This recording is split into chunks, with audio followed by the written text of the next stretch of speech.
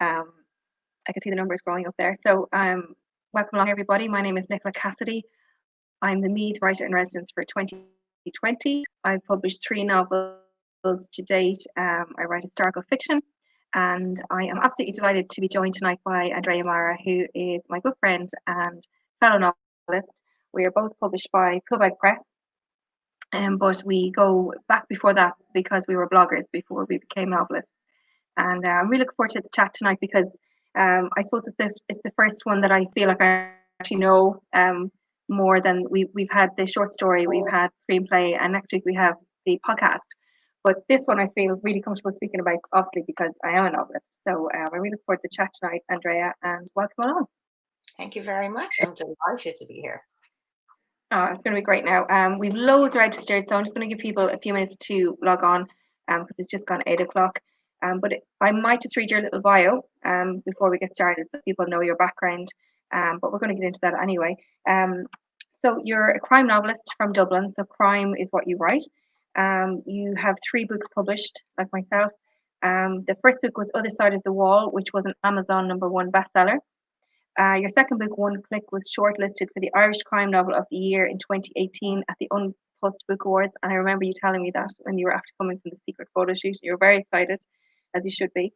And The Sleeper Lies, which was released in February of this year, that was an Irish Times top 10 bestseller. So your books have been, every time you put them out, they're doing really well. So far, so good.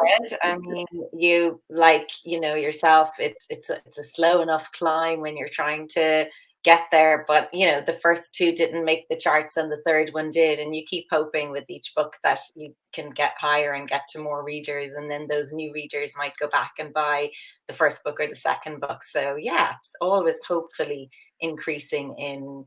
So you're always trying to grow. Yeah. And you have just signed, just to finish off your bio, you have just signed a new deal with Transworld, who are part of the Penguin Group. So that's a very big deal. So maybe tell us a little bit about that. Yeah, so it's like really exciting for me. Just people joining now. If you're joining us, we're just waiting for Andrea to come back in. We were having some technical issues. Here she is. Hopefully we'll have a better line. How is that? Are you on it? Go ahead. Yeah, can you see me and hear me? I can, yes, I can. Sure. Is that better for you? I could hear you the whole time. I could hear you saying, I've lost you. And I was like, oh no.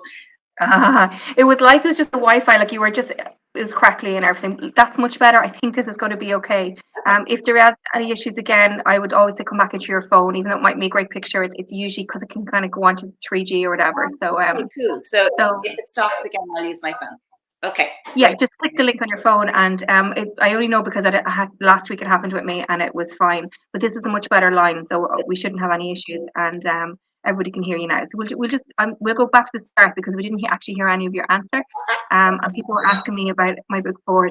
I was waffling while you were gone, but we'll come back to that later because we will be talking about struggling when you're struggling on a novel, because that's what I'm doing at the moment. So I'm just going to pitch the question again to you, and thanks to everyone who's joined us since. We've about 60 people online now, which is great.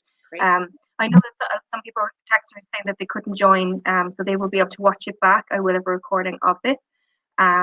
So don't worry if you have to leave or anything, or you're missing it. There will be a playback. So Andrea, what was the question I asked you? Was it your background? Was it about how you had? I can't remember. What did I ask you? About the new signing with Transworld. So I was waffling about Transworld with no idea. Nobody could hear me. Well, you've got a new audience now, so go ahead. So you signed with Transworld. You signed it this summer, was it?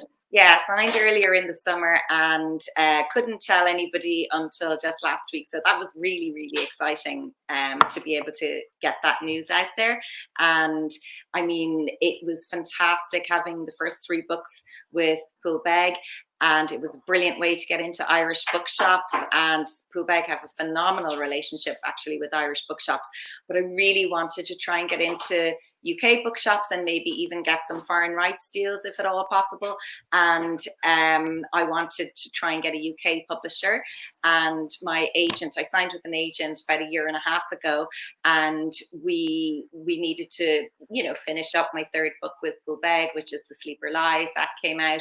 And then my book 4, The Playdate, my agent started submitting that, and I ended up signing with Transworld. So like, I'm thrilled to bits. For me, they're a dream publisher. So yeah, it's all very good news for me. Well, congratulations, and it is such an achievement, and it's everyone is absolutely delighted for you because I think we've all been watching you grow.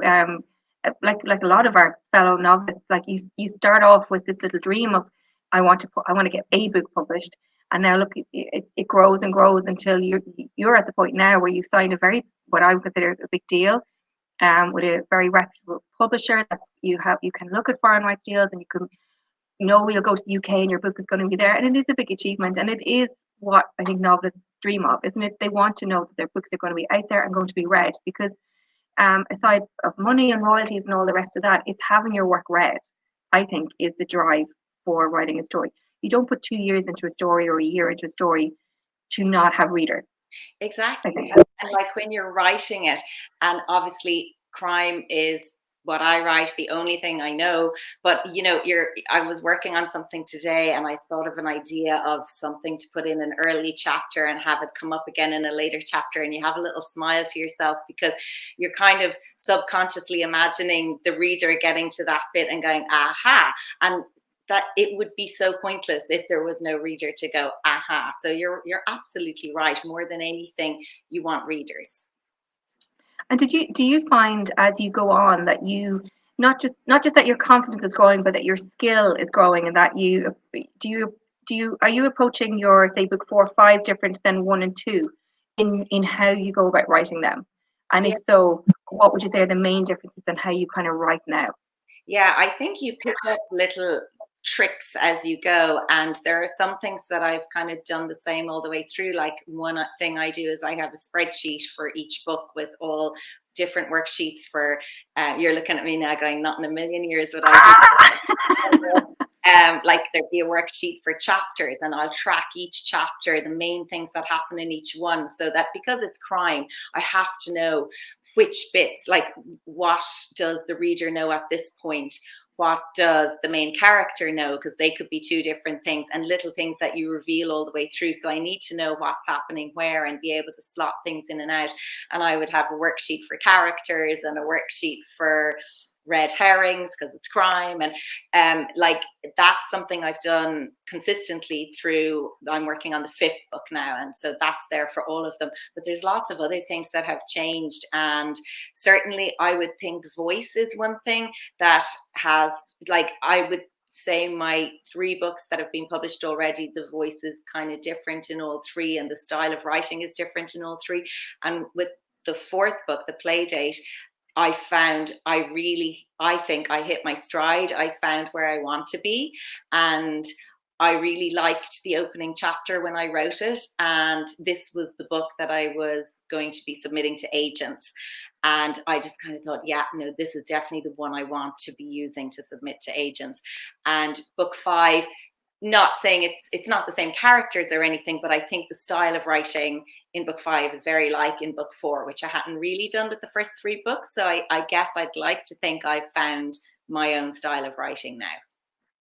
So you're saying that you are only leaving your books aside. I know you're proud of obviously of what you've achieved, but as a writer, it's really only book 4 for you that you think this is me getting to the level of a writer I want to be at. Is that what you mean? Or just that you found you're comfortable in where you, or you're proud maybe of where you've come to now, and this of the writing of, okay, that sounds really wrong. Do you know what I'm trying to say? Like, it's that you like you said, you've hit your stride, which is, getting to this level of writing that you wanted to be at.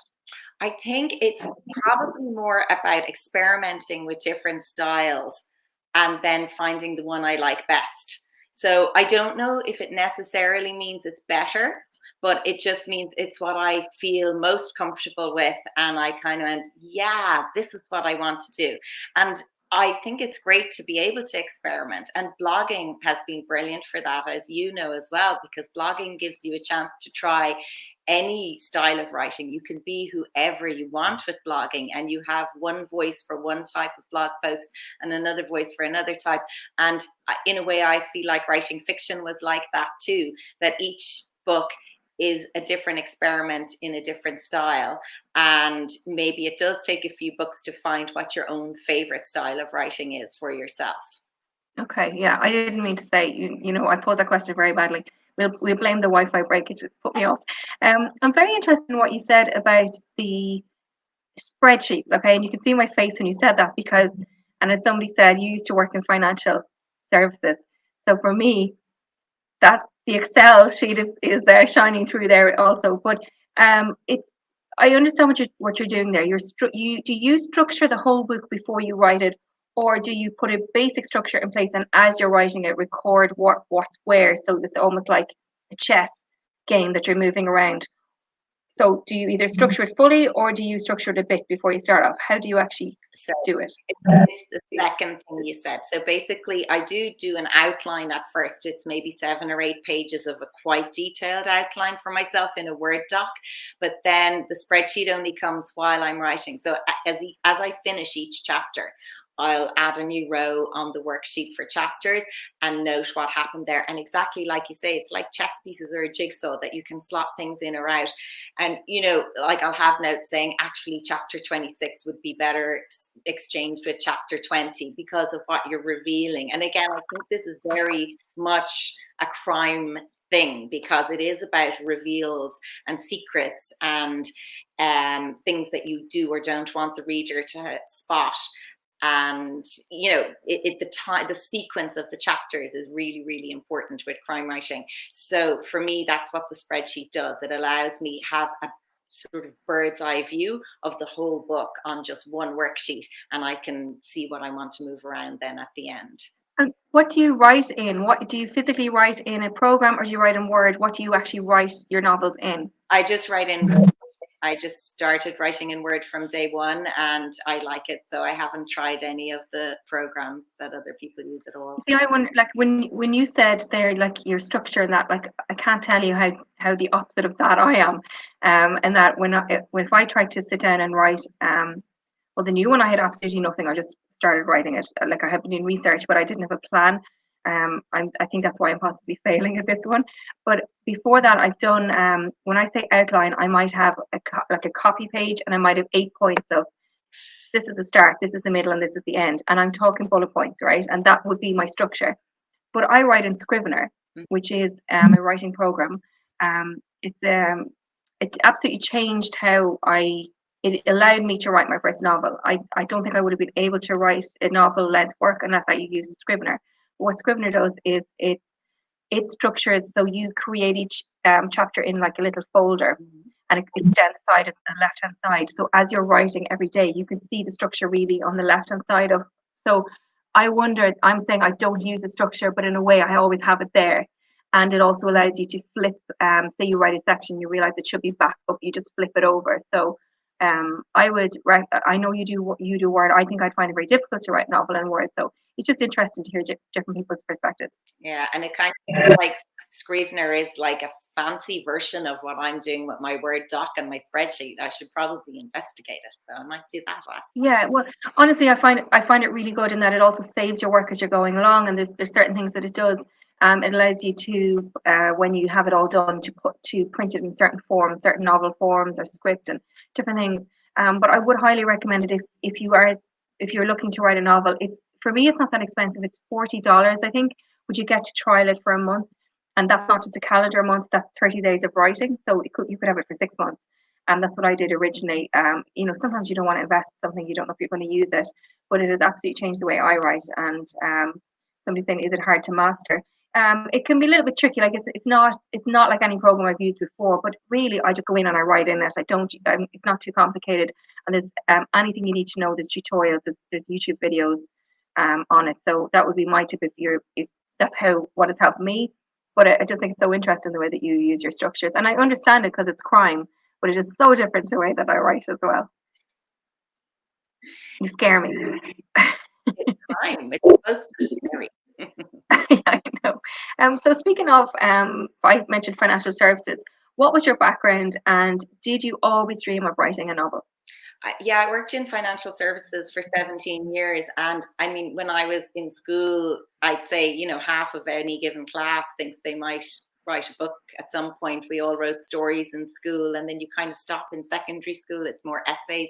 And then after that, unless you're really interested in writing, I guess most of us don't write a lot of fiction just in our everyday lives. And yeah, I was one of those people. I wrote lots of emails and filled out spreadsheets in my job in financial services, but it was really blogging that got me into writing again. So I started a secret anonymous blog while I was still working in financial services about working and balancing family and all that kind of stuff. And I moved from there then into writing articles for magazines and newspapers. And I took redundancy when the office I worked for closed, and decided to give it a go writing freelance for magazines and newspapers. And that worked out really well. But in the meantime, I had also decided to give it a shot writing fiction. And like, for anyone who's listening tonight, and I mean, I was talking to a friend the other day who was saying she really wants to write, but she keeps thinking and reading, and I think she might be joining tonight now, so I hope she doesn't mind me saying this. Thinking about what she wants to write and reading lots of books and preparing and thinking, but I think you just have to write that first line of fiction. If you haven't done it for years, you just have to put it down on paper, even if you'll never use it, even if it doesn't end up being the opening for your future book. I think you have to break the ice by writing it. And for me, how it came about was an author called Margaret Scott, who followed my blog, commented on my Facebook page one night and said, "Oh, you should really write a book." And that was sort of the permission I needed. I had always had stories rattling around in my head, but I thought, God, I don't know. A book seems like a really, really big, long thing to write. I don't know if I could do that. And then when she said, "You should write a book," it was like it was the permission I needed. And literally the next day, I wrote the first line, and I felt so weird and so self-conscious writing that first line of fiction, because a lot of us don't do it since primary school. And it does feel kind of weird if you haven't been doing it all the way through.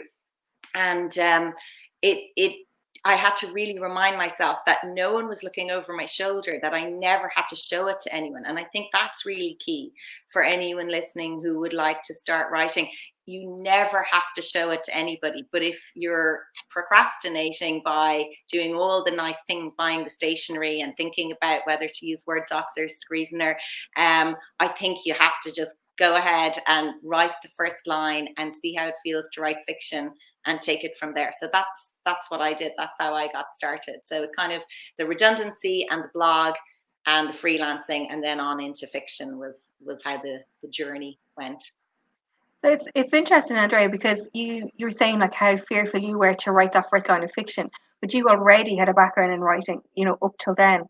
So for anyone who's working a complete different job, hasn't done any writing since school, it is so scary. It has to be so scary to say I'm going to do this, or to even admit it to yourself, never mind admit it to anyone else. And I think that's a big issue when you're starting to write, is confidence in yourself, and also giving yourself permission to do it, because you it could be a secret that you've locked away. I know there's one girl I know, one woman I know, and she just be following what I'm doing, and she, every time I meet her, she says, "I've always wanted to write a novel and I really want to do it," but she hasn't done anything since school. And what I'd say there is, if there's anyone in that position, it's, you just have to give yourself permission to do it, and to to say, I'm going to affect this, I'm going to do it. And it doesn't have to be, you don't aim to write a magnificent novel first off. What you aim to do is get into the writing routine, allow yourself to, what I found really helpful was going to conferences and going to book launches.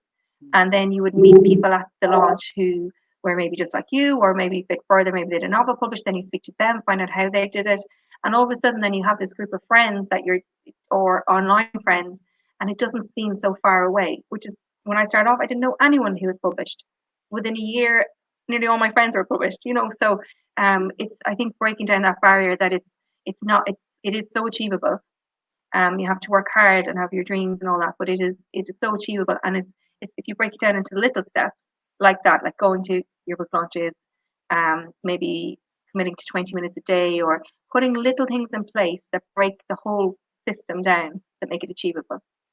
Yeah, and I think as well, there's more opportunity and practice in writing than there ever was because of the way we communicate today. So like before I was blogging, I started joining Facebook groups, and sometimes, people would write really long posts on Facebook, but they were really interesting, or an argument would break out as it does on Facebook.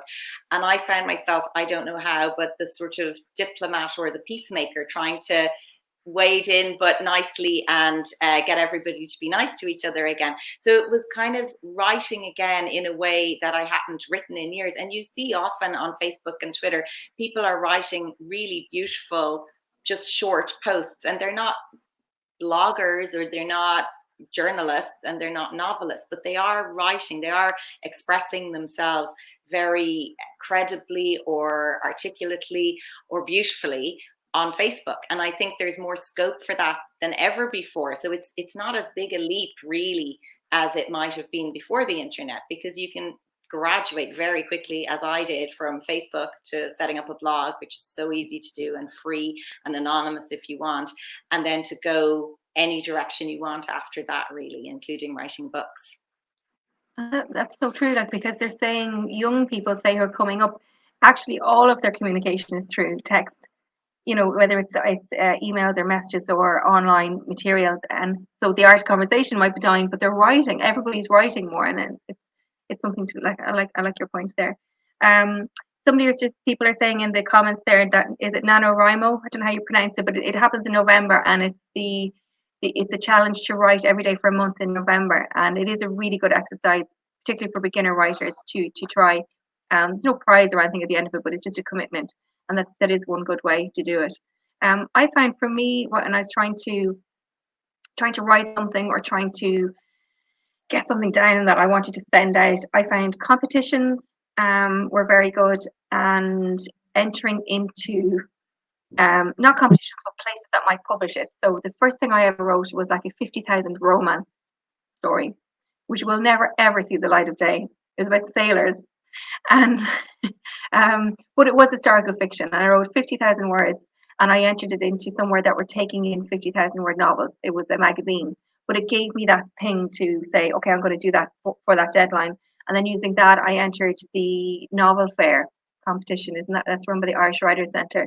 And I remember sending it off, and I'm so proud of sending that off, going, I wrote that myself, and then after that, I realized that wasn't at a good level. It was a certain level, but I could grow so much more. But it was just the small steps starting off. So I would say to anybody who's trying to start writing, don't necessarily aim for this wonderful novel first off. Just let yourself test the waters. The main thing is to get writing, is to give yourself permission to write fiction, and join in the communities and the competitions and all the materials that are out there, and see where it takes you.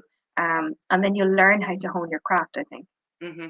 Yeah, definitely. And like you said earlier about going to book launches and connecting with other people, like, give yourself permission to be in that writing world and look at what other people are doing. And it's such a cliche, but read and read and read and read, and buy books by everyone and anyone in every genre you have even half an interest in. Because I think any book I read, it either tells me something I really love to see in a book, or sometimes it might tell me something I'm not mad about in a book, and it's kind of a note to self moment of, yeah, I didn't think that worked in that book, so I must keep that in mind the next time. But I think reading and connecting with other authors, as well as just getting that first sentence down in a Word doc. I think it's very good to read what's current as well. Like, look at what publishers are printing now. So while it's like, I like to read everything, and I like to read classics, and I like to read anything that I think I'll learn from. But if you're really serious about getting published, read what's coming out from the publishers now, because that will give you an idea of what they're publishing, and what they like. So I was just going to say, Stephen King has a brilliant book called On Writing. I don't know if you read it, Andrea, but it's like a masterclass really in writing, and it's only like €15 or whatever to buy. It's something I nearly read every year. But he goes through many different techniques of things, of ways to improve your writing while telling his own life story. But one thing he says is about reading every day, that you should read every day, and what you'll get from it is either oh, I really want to write like that, or I could write way better than that. So it gives it, and then you work out why. Why do I not like that type of writing, and why do I aspire to that? And it's I really recommend On Writing by him as well. Andrea, I wanted to talk something negative now, which is struggles. And we talked a bit, I think, about getting started and getting the flow going and getting your work started. What When you were writing your first book, can you remember what was the hardest? What were the struggles that you had to overcome? And now, what are the struggles that you have to overcome? Because it's none of it's plain sailing. Even though it might look it on the outside, there's a lot of stuff that goes on in between the idea and the publication of the book. Yeah, I think for me, the first time it was that feeling of what is anyone ever going to read this? Am I absolutely crazy to be doing this? But I decided to myself that surely nobody would be insane enough to write 100,000 word manuscript without any kind of chance of it being published. So there wouldn't be that many other people out there doing this. This was before I really connected with any authors, like we've just told everyone to do.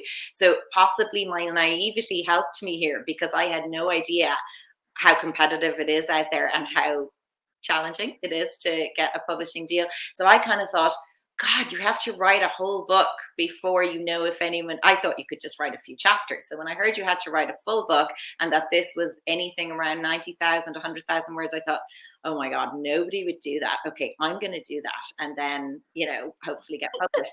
And one of the things Margaret Scott said to me at the time was, it is hard, but they always need new books. And that always sticks in my mind too. Yes, it is hard to get a publishing deal, but they do always need new books. They are always looking, agents and publishers are always looking for new books. So in a way, my naivety helped me there. And it was really when I went to do the second draft of it that I felt the fatigue of like, oh my God, like I've written this whole thing and now I've got to go back and rewrite and get it ready to send somewhere. And why am I doing this when it might never go anywhere? But I mean, if you're serious about trying, you just have to do it.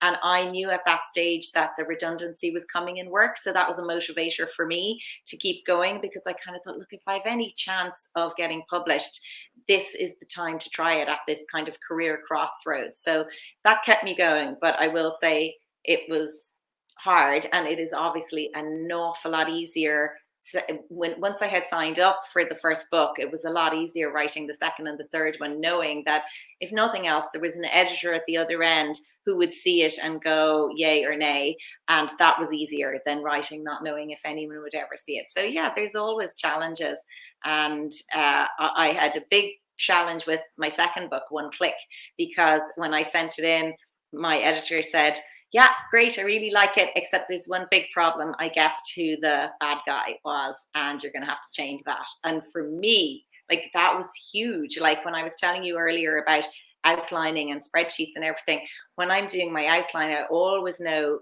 who did it and why they did it and what the ending is. And the idea of starting a crime novel without knowing what the ending is terrifies me. I have to know what the ending is, because I'd be afraid I'd write 90,000 words and go, I don't know how to wrap this up. So the whole book was engineered around this particular person being the bad guy, and my editor was saying, we're not publishing it with that solution. So I kind of, silently ranted and raged and thought, am I just going to ditch the whole thing? I can't do this. It's too much. And then, of course, you calm down and you go, okay, I have to do it. So just got back to the drawing board and brainstormed. Took a few months, but I got there in the end, and probably had to rewrite and re-engineer a good third of the book. But I think it was all the better for it. So as you say, never plain sailing, but it is worth the effort. Wow, that's a big one, isn't it? Because that's having to change the whole, like, what you've hooked your whole book on. So that was hard. I think so. You can see the struggles. What about the new book? So I mean, obviously, I don't know if you're editing book 4 at the minute, but was there any struggles in book 3 and 4 that you experienced?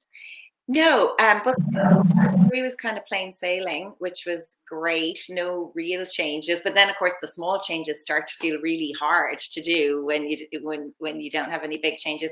And similarly with the play date, the new one, book 4. But I was lucky in one way because I had the freedom to write that whatever way I want because I was out of contract, and this was just the book I wanted to use to get an agent and take things hopefully to the next level. And we were living in my dad's house at the time because we had moved out of our own house and we were house hunting and we hadn't found a new house. So my time and my space were really, really limited. And I just decided I need to get this book written and get it out there and get an agent and get a publisher.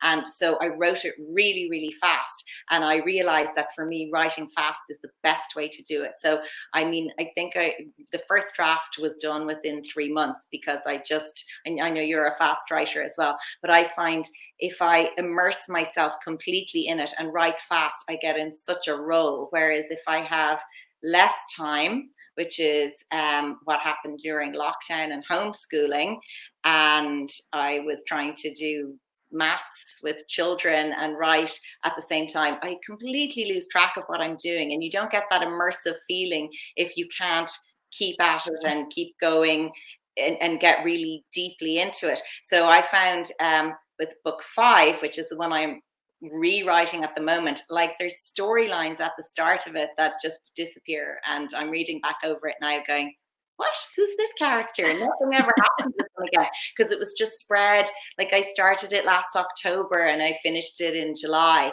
and I was during lockdown I was doing maybe some days 200 or 300 words just to keep at it, but it was too shallow, if that makes sense. For me, it was too spread over a long period of time.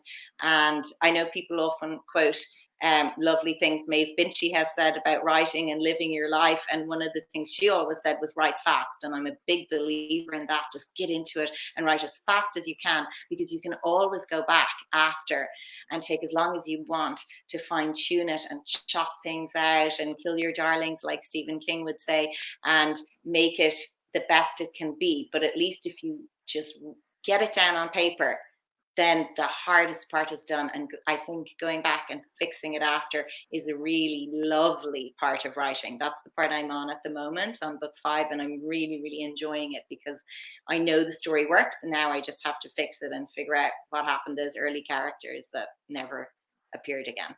So you're on book 5 and we've only had 3 books out from you. So people are always surprised when they say, what book are you working on? And I say, oh, it's so far ahead. People don't realize that you could be 2 years behind, couldn't you, of what you're working on before people will actually see it. Yeah, because you want it, like you've got one done and it might be out on submission or waiting for edits, and you want to be on working on the next one, and you kind of always want to be a bit ahead of yourself so that like you don't want to be completely out of contract and going, oh my God, I've no new ideas. So I always feel like I have to have the next idea and the next idea and be I find I'm always working on 3 at the same time. There's one that might be in edits or just published, one that I'm currently writing, and one that I'm thinking about for the next one. And I suppose it's like not having all your eggs in one basket as well. You're kind of, covering yourself a little bit, I suppose. I find it very difficult to work outside of one. Like I would be very immersive, and I think it's a lot to do with writing historical fiction, which is I really have to go into a different world to be able to write it. And I would I mean, I'm a different writer to you, and that's why I wanted to do this webinar with you, is because I know from speaking to you, your crime, I'm historical fiction, and there are different elements in that. Mine would have, I know crime involves research, obviously, but historical fiction involves different type of research, and it's very, very immersive. So when I'm in the era, which like my last book was saying really 1920s, this current book is 1940s. So that's a big change in the time. So I have to, like, I will read a lot, I'll watch a lot, I'll listen to documentaries, I'll listen to audiobooks, and that's the way that I'm writing. I might not be actually physically doing any writing at that point, but I am. It's all going into my head, so that when I do sit down to write, stuff will come out that I've just listened to. And I think for anyone that's writing whatever scene or topic or genre they're in, if you immerse yourself in other materials, that's part of your writing. And don't feel that I'm not writing today, I'm not doing you can be working in other ways. And I always encourage people it took me a long time to realize that and give myself that bit of space to go off. It's a different type of writing. It's a learning that comes into your writing. I would write very fast usually, in that, like, The Nanny, that was my second book. It's called The Nanny number 43, and I wrote that in 9 weeks. And but I had done research. I had read a couple of books that I wanted, like crime set in the 19th century, and it was my hometown. I had visited places. I had, there was things that I had done, so that when I sat down to write it, I wasn't pulling it from nowhere. I had all this information and material, and I did write that very fast, and it kind of worked out. Again, with my first one, I wrote that very fast as well, but I had written 30,000 words before, and they didn't really work out. And when I sat down, maybe 6 months to a year later, then it all kind of flew. Adele was written pretty fast as well. But this one I'm really struggling with now, my book 4. And I know, actually, I've kind of come to the nugget of the reason why I'm struggling to write it. So I keep writing bits and leaving it and coming back. And that's not like me. I usually write in a burst. And I've realized it's because my research isn't done. I'm not finished with my research, whereas I was kind of starting in the middle of it. And since I've given myself that break, I found new characters to write about, and all this material has come out. So, but I only know that now because I'm on book 4. You learn your own skill set, and I think that would be my message to anyone listening today who's either has half a draft, is looking to have a draft, has stuff published or whatever. You have to find your own way of doing it. And I love that you said earlier you're hitting your stride of book 4 and 5, and because we're all at the time learning, and we're learning about ourselves and how we write. And yeah, it's just find your own way of writing, and give yourself that bit of space, and don't beat yourself up. Like, do you have guilt around like the way I don't go to the gym when I used to have a gym membership? Do you have that guilt when you don't write? Yeah, like I was just thinking there when you were saying that I got repetitive strain injury in my rib in the summer, and I've had that as well. Awful. And I was told, I went to the Leia clinic, and I was told not to type for 10 days and to put it in a wrist support. And I decided I was going to be actually really sensible about it and just not type for 10 days, because imagine making it worse. And it was really painful, but I was really frustrated that I was going to lose 10 days. But what I did was it was my left hand and I'm right-handed. So I just got out a pen and paper and said, right, I will use the 10 days to plot ahead as far as I can, chapter by chapter. And I ended up finishing the book by hand. I had only about a quarter to go, or a third to go, but I was able, because I couldn't type the words, I had to just start plotting out the chapters instead to not feel guilty. And I realized I had got to the end of the book. So when my hand was better a week later, all I was doing was really typing up notes. Now, I don't mean I wrote longhand the real words of the chapter, but I knew exactly what had to happen in each chapter. And I thought, oh my God, this is such a learning point for me. Like, if I could make myself take a week out every few weeks in any given book and plot by hand. So instead of sitting there waiting to type, looking at a blank page going, oh, what has to happen in this chapter? It was so easy because I had already worked it all out, sitting in my back garden because the weather was lovely and you can easily bring a notebook anywhere. So like, yeah, I think you learn through each one what works and what doesn't work. And that was a great way of alleviating the guilt as well. Okay, I'm going to get on to a few practical things because there's a few things I want to talk about before we go, and we've only about 20 minutes or so left. So there's a few practical things I wanted to talk about that I found very helpful. I want to talk also about agents, publishing, and the publishing industry. And then after we get through that, we'll look at some questions because there is some questions that come in. So I'm going to try and answer them. And if you have any questions for Andrea or myself, just pop them into the chat box there, and we'll try and get through them. So some of the practical things I wanted to talk about were, so we've talked about starting out, looking at your story. So say you have a draft, say you finally get to what you consider a draft. Now, to let people know, because I never knew, a normal novel is around 85 to 100,000 words, really, isn't it? 90,000 is kind of optimum, and a publishing house will expect that from you. If you're hitting 50, 60,000, that would really be a novella. You can publish that on Amazon as a novella, but really, if you want to be going forward for a publishing house in your debut, you need to be up around that number for your script. One thing I always struggled with was chapter length. I never knew how long was a chapter supposed to be. But I would say it can be anything. It doesn't have to be a certain amount. but the least I'd probably have it would be 1,000 words, averaging up to maybe 5,000 words. Would you have any say on that, Andrea, on length of novels or chapter length? Yeah, same as that on the length of the novel. Mine are all around 100,000. The play date was about 115,000, and my agent was like, "Oh, you're gonna have to get it down. Publishers kind of be a bit wary above 100,000," and that's such a great exercise in itself, trying to cut down the words. And I say, great in hindsight, it's not great at the time at all. But for chapter length, I think you can get away with shorter chapters in crime. Because especially if you have multiple points of view going on, and maybe you've got you're interspersing different stories and different views of the same events, you can get away with short chapters. So some of mine might only be a page or two long, and so far I've gotten away with it. Nobody's come back, but I was looking today on book 5, and there is one chapter that's probably about 400 words, and I was like, oh god, okay, I'm probably not going to get away with that. So make it an email or a letter if you find. Yeah, you're good at that. So you have your draft, say, and you've written it. So you've written it all in one go, and it's taken you 6 months to a year, whatever. You've got this thing. What I would say what my next steps would be, and you can come in and say maybe what yours were, because I just want to say the practical things that I did and see does it correlate with what you did.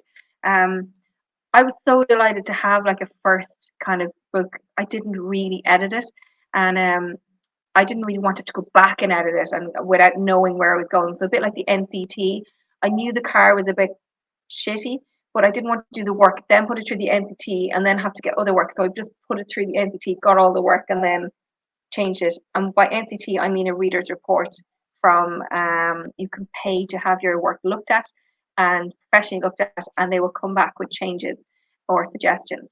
And I did that through Vanessa O'Loughlin's writing.ie, and they have an Inkwell group, and you can put your novel in, or you can put some of your chapters in, and they'll come back and give you expert advice. And a lot of people do that, and I did find it very helpful. Did you try anything like that, Andrea? I didn't even know services like that existed. I was still in my blissful bubble thinking nobody would ever write 100,000 words without knowing it would get published. But what I did do was I messaged Carmel Harrington, the Irish author, who I was in an online writing group. We knew each other through blogging as well. And I said, hey, I've written a full manuscript. What do I do next? Thinking it was like, send it to a publisher. And she said, now you sit down and you go back and you rewrite it. And I was like, what? Oh my God. What? Absolutely right. That was what I needed to do. And that's the bit that I referred to earlier when I was feeling a bit despondent, going, oh my God, this is really hard work when you don't know if anyone is ever going to read it. But yeah, I did. I went back over it, and I eventually signed up for a date with an agent. That was my next step. And a lot of people probably already know what date with an agent is, but it's basically putting forward a synopsis and some chapters of your book to take part in kind of like speed dating with agents. And I got to meet an agent who was really, really kind, but she said to me, you've written a manuscript that's partly historical fiction and partly contemporary domestic noir. You need to choose one or the other. And it had never dawned on me that this wasn't a great idea to be across two genres, again, in my naive bubble and not really connected with the writing world. So that's why it's good to connect with the writing world and learn a little bit about it, I think. So yeah, I was really despondent after that and just put it away in a drawer. And I mean, that's okay too. I mean, sometimes I think you need to put it in a drawer. And a lot of people would say, step away from it, take a break, give yourself 6 weeks, and then go back and look at it with fresh eyes, because very often when you come back to it after that break, you'll see it very differently and spot all the things you need to change. You might have had a kind of palate cleanser of reading lots of different books in those 6 weeks. Something I find really helpful is to read it out loud. I would always read out loud to see how it sounds, and that's how you find if you're repeating the same words in sentences that are near each other, or if you want to avoid having all your sentences the same length, you want to have a nice flow of short and long sentences. So I find reading it aloud really, really helps. And then for me, when I'm on maybe about the fourth draft, I send, if I'm happy with it at that stage, I send it to my beta readers, who are my three sisters. So they are all avid crime readers and Jessica Fletcher fans, and they are very good at spotting plot holes and whether things work or not. So they're the first. Some people might have a writer friend. I have Trish Carney, who is a writer, read my first three books for me as well and gave me amazing feedback that was really, really useful for all three. I have a friend, Naomi, who is a scientist, and she read One Click and The Sleeper Lies, and she came back with feedback to me on The Sleeper Lies the night before it went to be typeset, which is the last thing that happens before it goes to print. And oh my God, Nicola will know this. You can't make change. Like if you find anything once it's typeset, the only thing you can change is a typo, but you can't change the length of the sentences or the length of the pages anymore. So you can't go faffing around because you don't like the way you worded a particular sentence. But Naomi made a really good point about the opening of The Sleeper Lies. And the opening of it had been bugging me.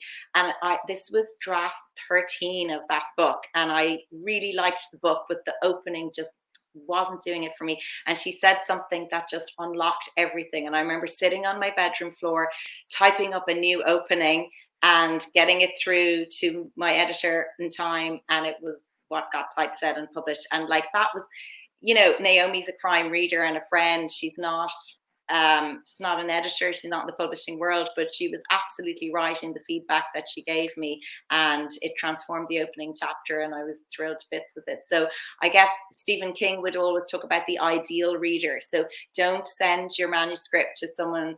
If you're writing crime, don't send it to someone who doesn't read crime. My sisters are my ideal reader because they love crime novels, and Naomi was an ideal reader. You need someone who would potentially be your target market if they were buying the book, and the kind of person who will give you honest feedback. I mean, you don't want someone, if you're like me anyway, you don't want someone who's going to crucify you with really tough feedback. Nobody needs that. But, you want someone who'll be able to say, we guessed who the baddie was, or, God, what about that character, though? I don't know if they really would have done that. And, they're usually, say, 99% of the feedback I've ever got from people, I've gone, oh my God, yeah, she's totally right about that, and gone and made the changes. So yeah, for me, going back to your question, that's what it would be. First rewriting myself, and then after maybe the third or fourth draft, I'm ready to send it out to beta readers. yeah, I would write it, and I'd even write it in such a way that like I would have blanks, and I put in. I have a new system of I don't put in any character names and like sub characters. I have my main characters, but anyone that's like the cook, I just put XXX for that character's name. I will come back and do that. I don't want to get bogged down. And go, what would I call her? And then like 2 hours later, 2 hours you're on different. Going, oh, that's it. I called them the same. I don't want to be slowed down because that's not important. So I've now started to anything is not important. Place names, stuff that needs to be researched. I just have a little note to come back, and it allows me to move on really quickly. So I write the first draft. Then my second draft, I tend not to, I don't know, I don't think I allow too much time in between the second draft because it's not ready. It's really not finished. So my second draft is coming back, working through it all, putting in all that research, and because that can take a bit of time. And then I think at that level, I have a beta reader as well who's excellent, and she's actually an editor by trade. So she will read my material and come back with really valid points and spot loads of things. I send it to her quite rough. I have done because I just want to get all that feedback, a bit like the NCT kind of thing. I just like to get all of it in. Then I'll do another edit on it then. So that will be 3 edits. And then usually I'll do a 4th edit, which is for me more like a proof kind of read and just checking it over. And in some of those points, I will have a gap if I've I should usually have enough time. I think a month. I think you need that because you can't really get out of it. You're still in it, and you don't see your mistakes if you're not out of it. It's only when you come back and you've had a break, and it's like watching a movie again. And you go, oh, I saw that before or whatever. So that is the process that even I think Stephen King goes through that as well. So I would say that's a good process. So say you've done that. So you have your drafts, you've edited, maybe you've decided to send it out to be professionally edited or professionally looked at.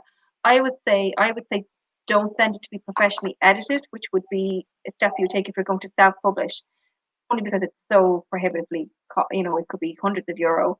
And if you want to be traditionally published, I'd be more looking at getting a reader's report or something like a professional feedback, which isn't an edit, but more kind of structural overview or advice on you can have, there's some packages where you look at your cover letter and your opening chapters, and there's different things you research. I'm not saying do it, I'm just saying it can be helpful.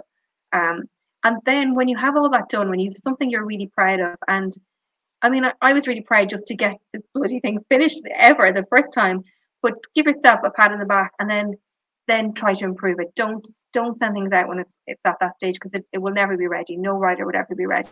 So you mentioned date with an agent. I did that as well, and I found it absolutely excellent. Competitions. There's loads of novel competitions. Probably not as many as short stories, but there is novel competitions, and there's a good few in the UK, like the Bath. I think of a novel competition. There's a Richard and Judy. There's just things that you can send out. Some of them cost, so just be careful on it. Make sure that you're happy to spend the money.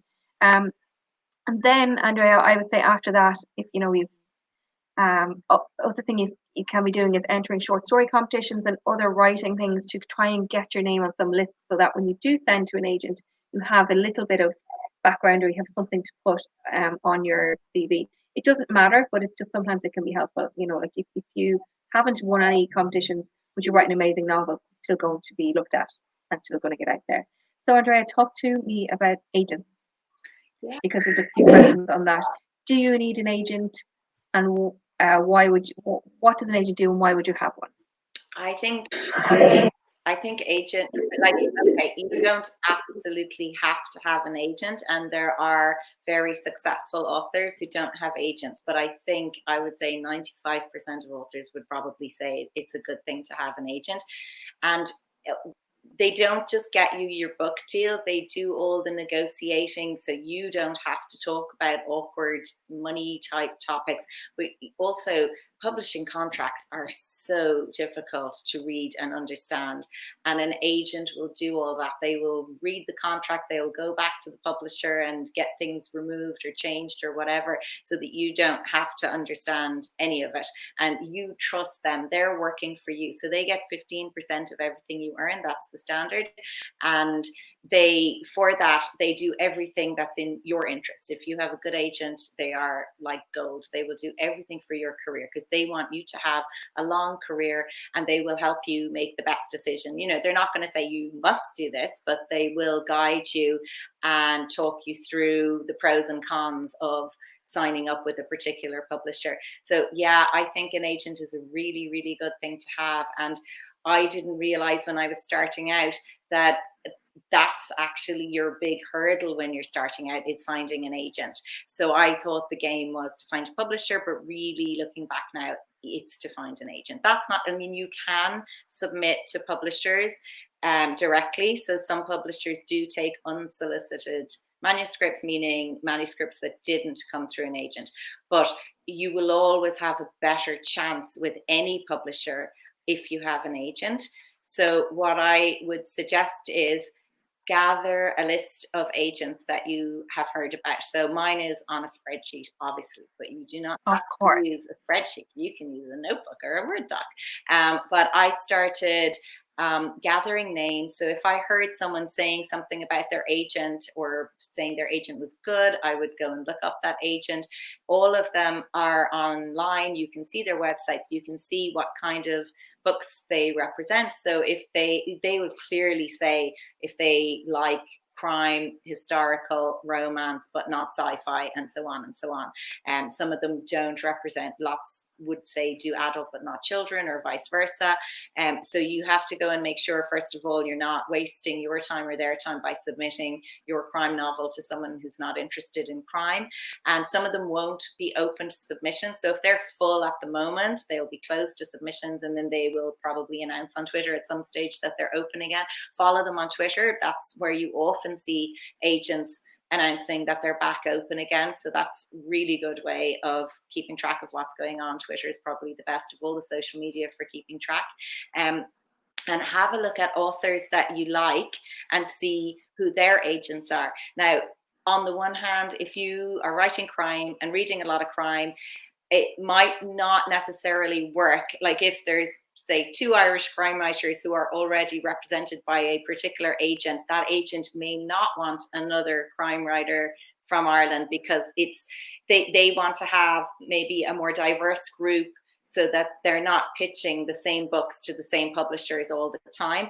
But I still think there's a lot of value. If you like a particular author, you like their books, have a look at their Twitter profile. They usually mention who their agent is in their Twitter profile. If not, they will always have it at their acknowledgements. It's the top of their acknowledgements, because the agent is the person who got them the book deal. And have your nice list or spreadsheet. Keep track. Mine was literally columns long with details of what they wanted, what kind of letter. Some of them will want your first 3 pages, some will want 50 pages, some will want 1,000 words, whatever. But it's really key that you submit exactly what they're looking for, because you'll see them saying it on Twitter. They absolutely hate when people don't read what's wanted. So it might be that the email is the cover letter, or maybe they want a separate Word doc attached as a cover letter. So it is all straightforward, but you just have to read their website and see what they want.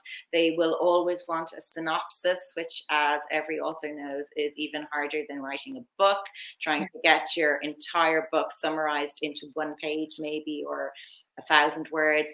And if for a synopsis, you should always include the whole story from start to finish, including in the ending. So in a crime novel, you would be saying who did the crime. So they want you don't leave like a cliffhanger. You'll have to read to find out. You tell them exactly what's going to happen. And that is such a challenge. Getting the entire book into 1 page is really hard. But that's what you do. And then you get out there and you start submitting to agents. So I know I had heard to begin with that you shouldn't be submitting to more than one at the same time.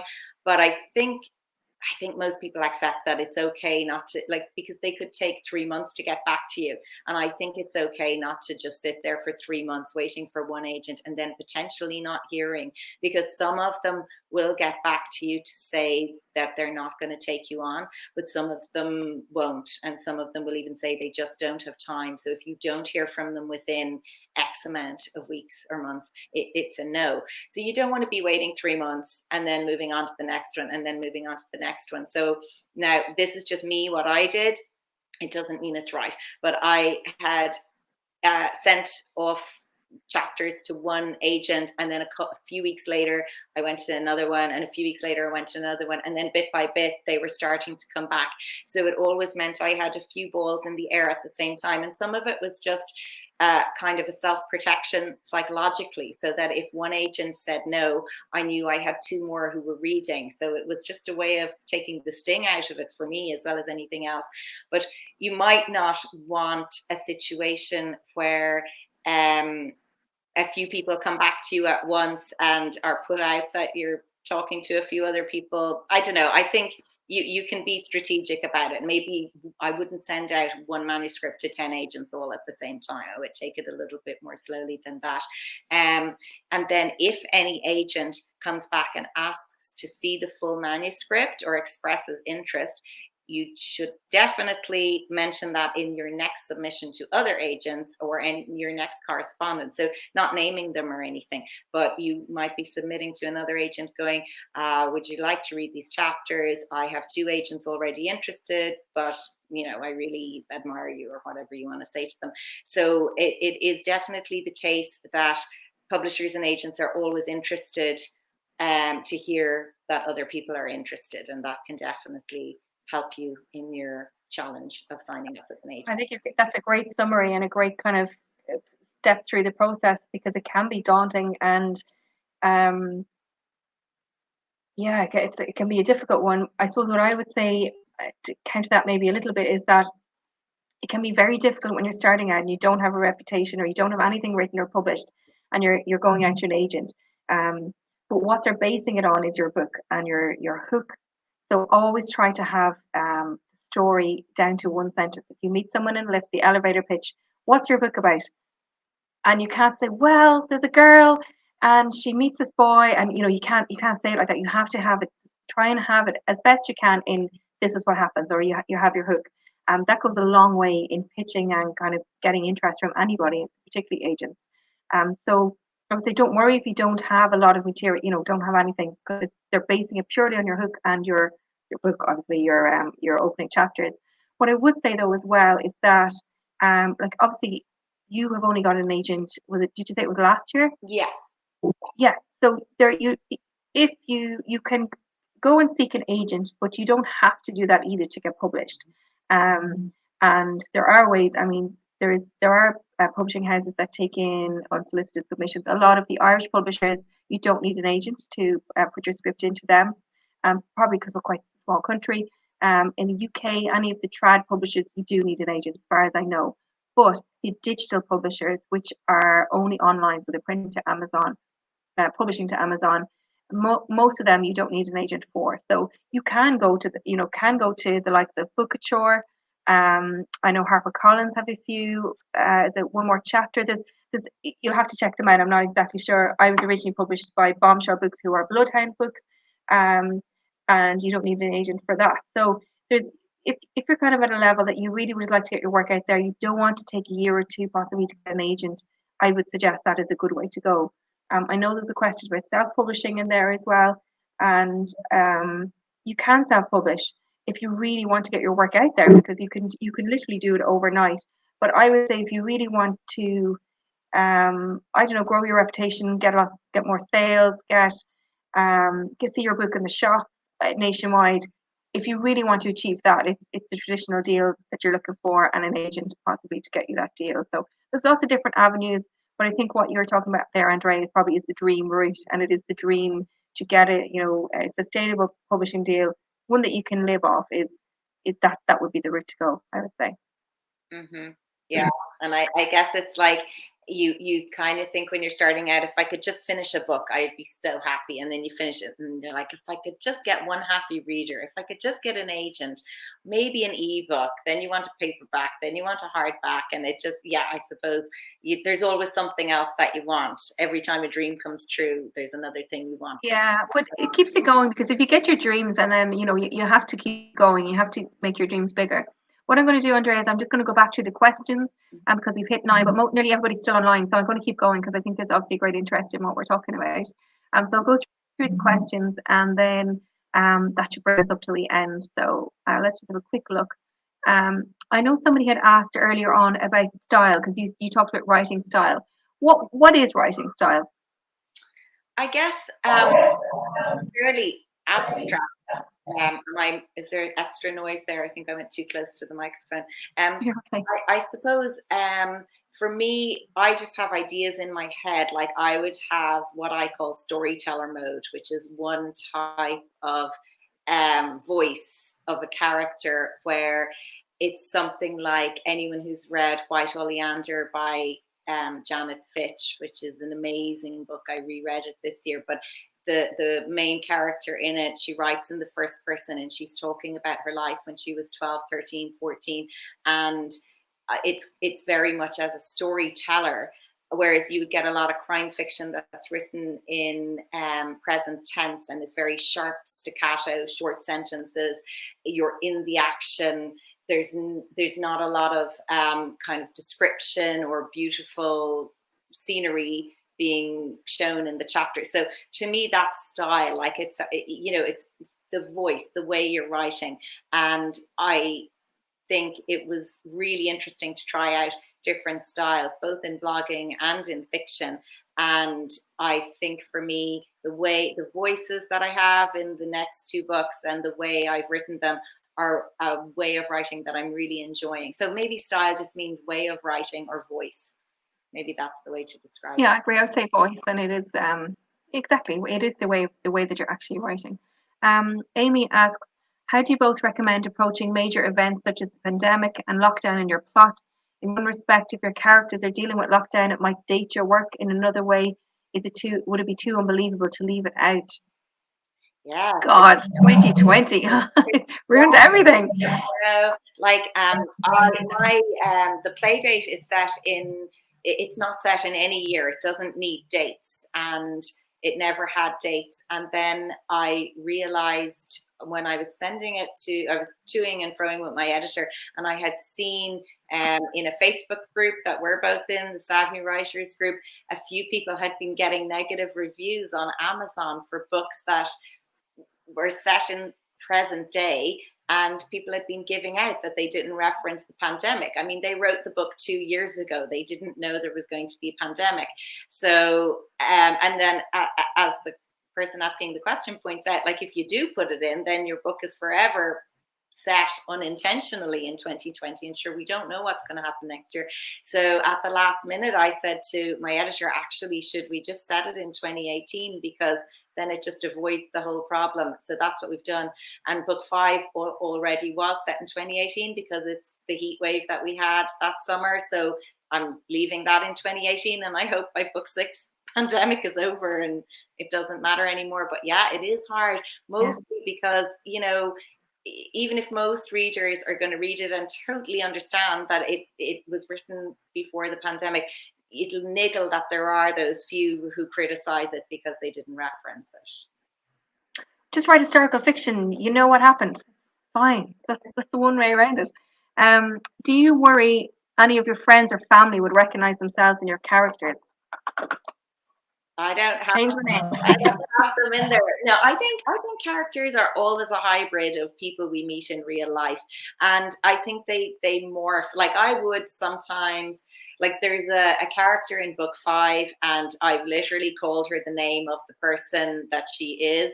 She's someone I don't know very well at all. She's a mom from the school that I would say hi to as I go past, but I just think she's really cool. And so she's in the book with her real name, but I will absolutely change the name, and she's just a kind of a side character. She's not a main feature, and she's been evolving, so she's no longer entirely like the person she's based on. And also, I don't know that person very well anyway, so I'm probably making a lot of it up. But I think, I mean, I know in 5 books now, I've never had anyone who is really, truly a real person. There's little hybrid inspiration there everywhere. Well, I wrote a book about a real person, a fiction. Like my last book, Adele, was about Adele Astaire who lived. And when I was writing the book, like she didn't end up having any children that were living, and you know, husbands were all dead and that. So I was kind of writing it with a freedom, because also she's a celebrity, so she was kind of well known, and it's almost okay to write about celebrities. I think in a way they don't seem, you don't have the same kind of caution that you would around like a normal person, say. But I did have contact with some of her family after that, and they did read it, and lots of people came forward that knew her after it. Not lots, but very few. And so I just found that terrifying, that they were going to read something that I had written about a real person and had obviously written it. And that's the struggle I'm having with book 4, is that all my stories are based on, again, real people, but they weren't celebrities. They were normal people, say, in normal, average, everyday life. And it's been a real struggle going, I want to tell the story, I want to use their names, but it's so hard to write about people that lived, and your interpretation, and feeling like you're going to annoy them or piss them off, basically. So I'm finding that a struggle. I'm not sure what the answer is, but a lot of that time I think about, look at the TV stuff. There's TV material all the time about real people, and they seem to get away with it, and that's broadcast to millions. So I say just go for it, and if you're really scared, just change the name.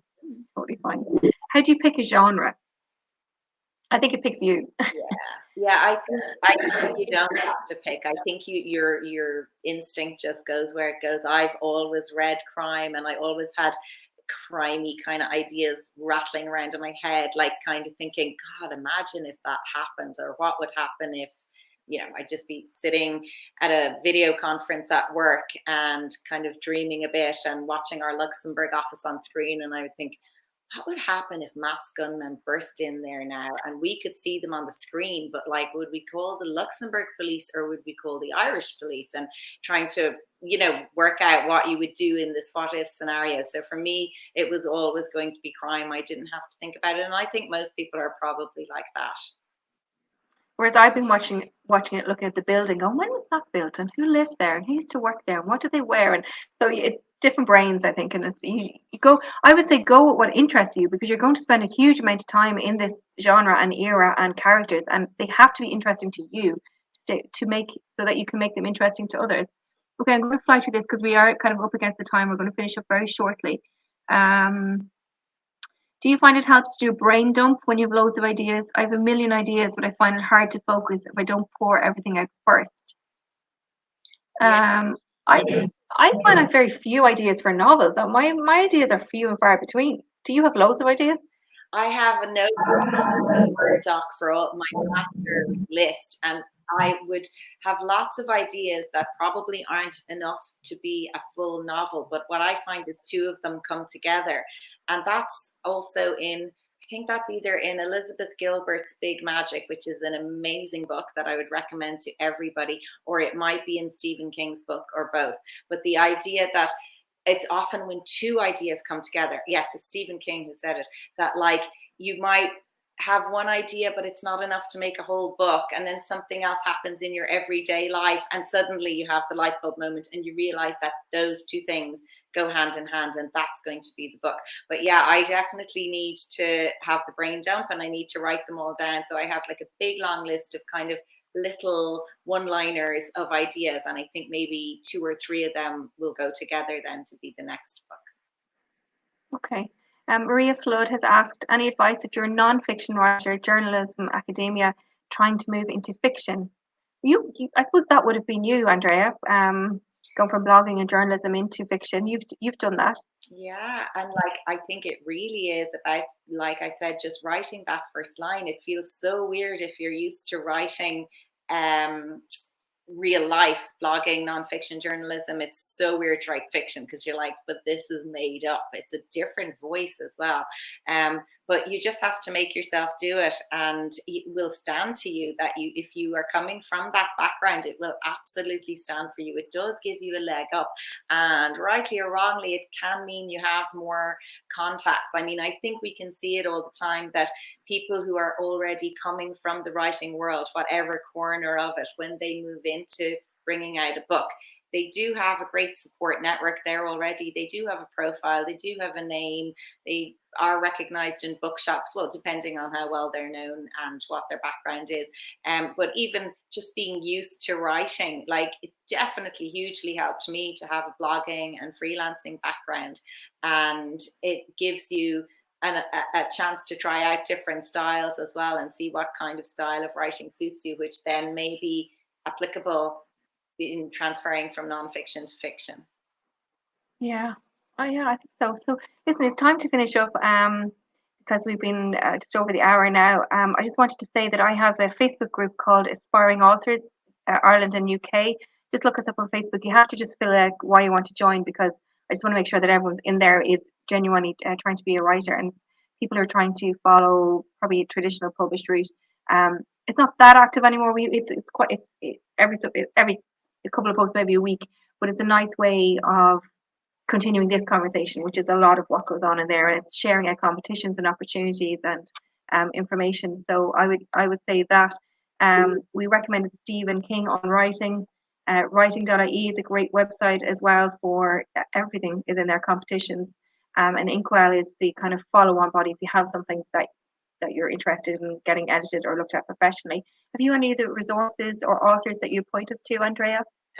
Definitely the one I mentioned there, Big Magic by Elizabeth Gilbert, and I love what she says about, because it's so easy to remember that you need to be successful in creativity, in whatever success means to you. You have to have talent, luck, and discipline, and you can't control talent and you can't control luck, but you can control discipline, and that's the one that says just sit down and write the book. And the other one I really liked is Bird by Bird by Anne Lamott. I think that's a really, really good book as well. I got it from the library. I think I had to wait about 6 months for it, but it was well worth it. It's really, really good. And other than that, yeah, join Nicola's group, and any of the questions we've missed, ask them there. I don't even have my glasses with me because I moved rooms, so I can't see comments or the questions. Will they disappear now when we hang up? No, well, look, I can send them to you. I have everything recorded in that, and I keep saying every webinar, I keep saying, oh, I'm going to have all these resources up online because from our previous seminars, I will do. I'm just having issues with my website that I'm working with a developer to sort them out within the next, say, fortnight max. I'm going to have everything that we discussed in these webinars on one page. So I will link all the books that you mentioned and all the different resources, because I think it's nice to come back to one page where you go, what was that they said? And it'll just be under our seminar. So Andrea, I can talk to you if there's anything we missed or forgotten, and we'll just put the links up there. It's just going to be a resource page. So I think that's it. So are you happy with everything? Is there any closing words before we go, Andrea? Just thanks. I really enjoyed this. I'm glad we got past the glitch at the start and got to do it. And if anyone has questions, like, absolutely join Nicola's group and ask them there, because we're all there anyway. Or if you want to email me or get me on Twitter, my email is on my website. Office Mum is my website, and I often get emails from people just asking for a bit of a steer about, what to do next, and I'm more than happy to do that, because when I was starting out, people were absolutely amazing. I went to different authors I knew and asked questions, and always wondered, was it okay to ask the question? And they were always so gracious about giving me help and advice. So I would love to be able to pay that forward. So if people have questions, please do get in touch. Okay, that's Office Mum. And is it little underline office underline mum? On Twitter, it's at office_mum. But you'd find me under Andrea Mara on Twitter, yeah. And then the website is just officemum.ie, yeah. Brilliant. Okay. Well, thank you so much for your time and for all it was so informative. I felt like I didn't have to say anything else. Just like, yes, that's right. All of that I agree with. So thanks a million, and best of luck with the play date. We all can't wait to read it. And we're so happy that you're being so successful. And it's great to see another Irish female writer out there doing her stuff in the world. So thanks a million. And we'll talk soon. And thanks for everybody who joined in. We've got one more seminar left. It's Saturday week, the 28th of September, on the podcast. I'm doing it with my husband. So hopefully there won't be any skin and hair flying in that one. You can register on nicolacassidy.com. And just to say also thank you to Meath County Libraries who are supporting me in this residency. And we'll see you next week. Thank you. Bye.